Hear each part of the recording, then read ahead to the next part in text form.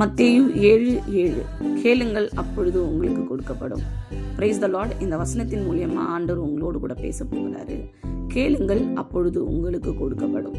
ஆமாங்க, இன்னைக்கு நிறைய விஷயங்கள்ல நம்மளுக்கு தேவைன்னும் போது நம்ம கேட்கணும்னு நினைக்கிற முதல் ஆளு ஏசப்பாவா தான் இருக்கணும்.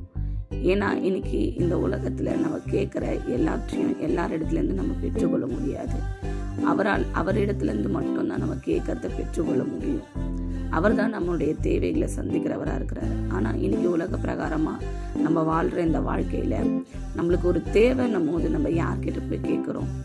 ஒரு பண தேவையாக இருந்தால் கூட அந்த அக்கா கிட்ட கேட்டால் கிடச்சிரும், இந்த அண்ணன் கிட்ட கேட்டால் கிடச்சிரும்.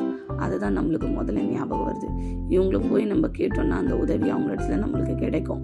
ஆனால் இன்னைக்கு நம்ம கிறிஸ்தவர்களாகிய நம்மளே இன்னைக்கு என்ன பண்ணுறோன்னா, தேசத்தில் வாழும்போது நம்மளுக்கு தேவைன்னு ஒன்று வரும்போது நம்ம ஆண்டவரை நினைக்கிறதில்ல.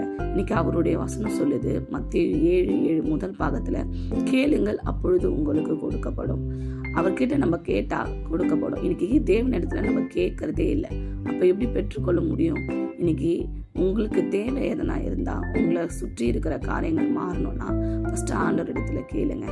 அவரால் செய்ய முடியாதது ஒன்றும் இல்லை.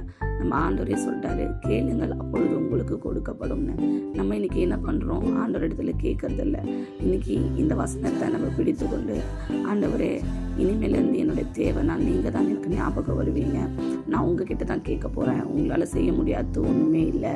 நான் இனிமேலேருந்து உங்களே சார்ந்து கொள்ள போகிறேன். இந்த வசனத்தின் கேட்கறது போல நான் உங்களே சார்ந்து நின்று எல்லா விஷயங்களும் உங்ககிட்ட இருந்து கேட்டு பெற்றுக்கொள்ள போகிறேன் அப்படின்னு சொல்லி செபிச்சு இந்த வசனத்தை கை கொண்டீங்கன்னா உங்கள் வாழ்க்கையில் இந்த வசனம் கிரியை செய்யும். May God bless you.